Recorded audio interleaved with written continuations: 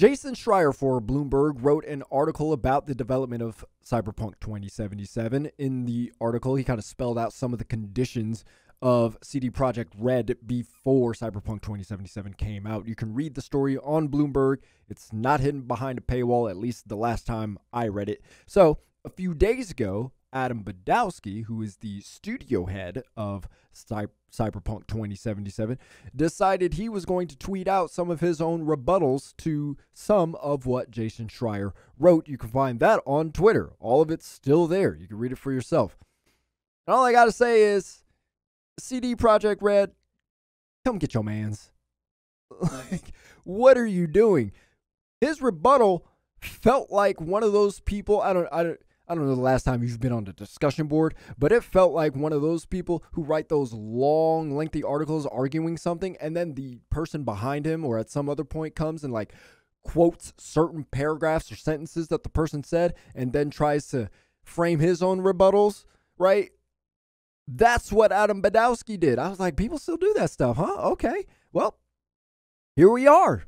Adam Badowski did his own form of the lengthy discussion board rebuttal. And I have no problem with him defending the game he worked on, defending the people who worked on it with him. But this just comes off like a guy who, is just being petty and is trying to damage control something that he doesn't need to try to damage control at this point. The damage is done.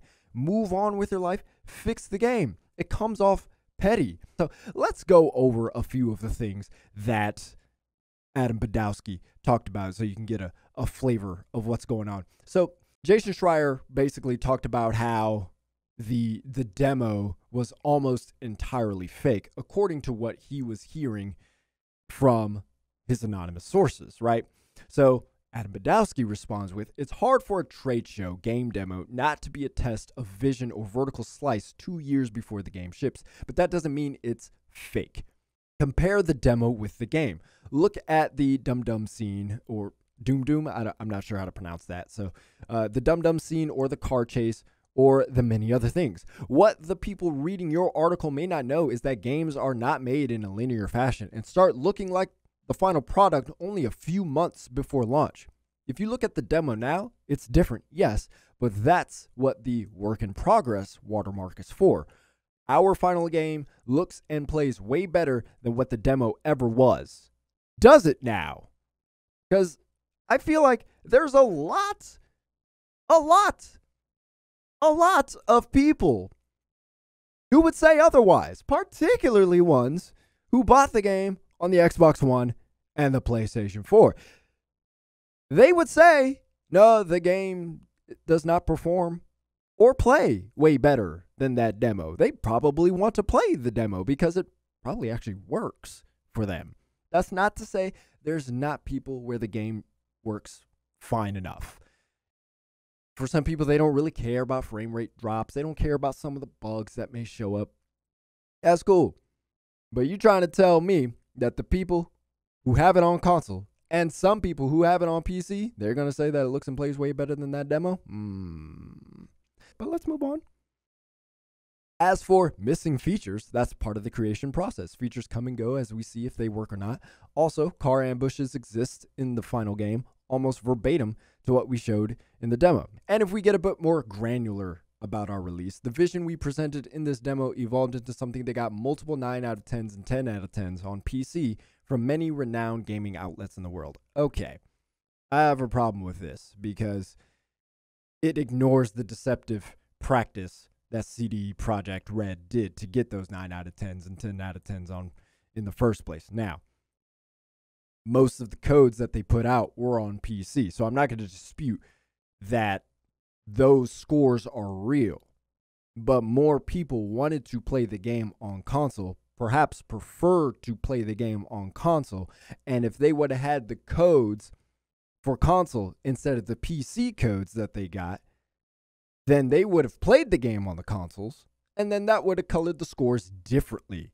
But instead, CD Projekt Red, knowing that the PC game performed better than the console version, decided to give out codes only for PC so that the reviewers could get started on the PC version. It'd be too late to start by the time they give out the console codes. Therefore, all the reviews that are going to come out are going to be higher simply because the game is better. So, in that case, that must mean the game must be good to them who played it. I'm not going to say subject or objectively it is good. Obviously, that is a very subjective thing to different people. But so I'm not going to dispute the fact that it had 9 out of 10s and 10 out of 10s. I'm not saying it didn't. I'm not even saying that the reviews were disingenuous. What I am saying is that you can't ignore the fact that you withheld codes for a platform or platforms because you tried to game the system. That's not accurate. That is a bit of a deceptive rebuttal to what is ultimately trying to be conveyed, and that the game should have been delayed. Period. The game should have been delayed, whether it was on PC and console, or at least the console versions should have been delayed. That is the ultimate point here. The game should have been delayed. Let us move on.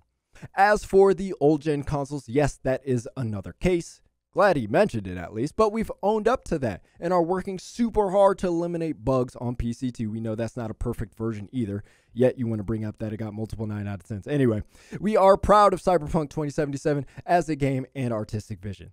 This all is not what I'd call disastrous. If you wouldn't call this whole thing disastrous, I don't know what to tell you. You're in lawsuits over this game, ultimately over bugs, but also because you guys tried to deceive the market into thinking one thing when they were actually getting something else. That's not a disaster to you? Let's move on. So Jason Schrier wrote, most of the staff knew and openly said it wouldn't be ready for release in 2020. Adam Badowski responds, you've talked with 20 people, some being ex-employees, only one of whom is not anonymous. Why does it matter if they're ex-employees? Did they work on the project? And if they did work on the project, does that mean that they couldn't have thought the game was not going to be ready by 2020? Does them not working for the company anymore automatically discredit what they say? Anyway, I wouldn't call that most of the over 500 people. Staff openly said what you claim. We can get into the discussion of using anonymous sources. I am more on the side of I get why reports come out with anonymous sources. These anonymous sources are essentially whistleblowing against the company that did a bad practice. So they don't want their name out there to potentially be dragged under the mud or through the mud for whistleblowing on some information that really shouldn't be out there. So I get it. But I also get, if you don't like the idea of anonymous sources in your reports, I'm totally with you. I wish more people would come out and say it. But I get it. It's not easy to find a job out here, especially in the streets right now. So it could go both ways. Give a little grace for those people who want to remain anonymous, okay? But the fact that Adam Badowski is trying to say that most isn't accurate, okay, it's not. Most is not accurate. But if you're trying to also suggest that all 500 people had a grasp on how or when this game should have come out, I think is a bit disingenuous too. You're going to tell me that the writers thought this game should have come out in 2020? You think the voice actors had anything to do with it? Let's talk to the French folk at Bandai Namco who helped on this game and see if they thought the game was ready for 2020, right? Like people who weren't directly on the floor working on this game, whether it's animation, whether it's 3D, whether it's programming, graphics, things like those people I could probably understand. Yeah, this game may not make it, or it could make it by 2020. But you want to say all 500 people had a basic understanding of whether or not the game would be ready by 2020 or not? That's a bit disingenuous too. So I feel like I don't honestly know why. Like, he wants to take on the idea that most of the staff, oh, it wasn't most because you only interviewed 20 people. Oh, what's the point you're trying to make here?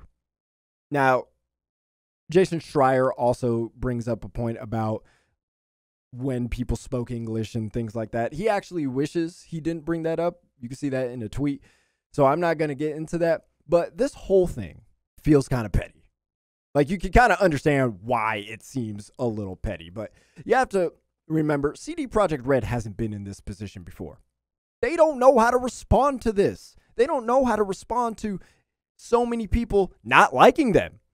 Most of the people have liked them. Most of the people have respected the development practices that they've made us think that they have for the longest time. And so now that so many people are not on their side, they're trying to do damage control. And this is not the time to do that. Stop trying to defend yourself, CD Projekt Red. Fix the problem. That's what you got to focus on. This is like a relationship. And this is like one of those times where, you hurt your significant other, you damaged them in some way. Not that they can't recover, but you've hurt them. And you try to provide a little context. You try to give them a reason why it happened. And they ain't here for that. They ain't trying to hear that. All they want is for you to say sorry and to change and to not do the problem anymore and fix the problem. That's all they want. They don't want any context. They don't want an explanation. That's how people feel about Cyberpunk 2077 right now. You've said sorry. Marcin Iwinski said sorry. Great. Fix it. Don't do it again. That's all people want. They just want you to fix the game. They don't want all the defense. If another report comes out from Jason Schrier or somebody else, just whatever, leave it alone. Just fix the problem. Because I have no doubt that if games like No Man's Sky, Fallout 76, Rainbow Six Siege, Master Chief Collection, and so many other games that have started off horrible, Destiny, so many other games that didn't start off on the right foot, but now are beloved, they're played, they're enjoyed. Cyberpunk 2077 certainly can be that, and I want it to be that because it does look like it's a great game. If anything, some of these reviewers who did get good versions on the PC can attest to that, but it's not there now. I know they work hard. I know they worked hard to get this game out as best as it could despite the circumstances. Now, it's just time to fix it. Fix it. This should be the end of the story. This should be the last Cyberpunk 2077 story until those patches come out, until the game is fully fixed, and then we can start focusing on whatever is next, whether it's the multiplayer or DLC. That's the way it should be. So how do you feel about Adam Badowski's comments on Jason Schreier's article? Have you read Jason Schreier's article? And if you have, what do you think about that as well? Let us know in the comments below. If you enjoyed this video, please tap that thumbs up button. Also, we got tons of new videos with all kinds of gameplay footage. We're going to have more coming soon for games that you enjoy. So please hit that subscribe button and keep a lookout for that as well. And my name is Anthony Shelton. Thanks for watching. I'll talk to you later.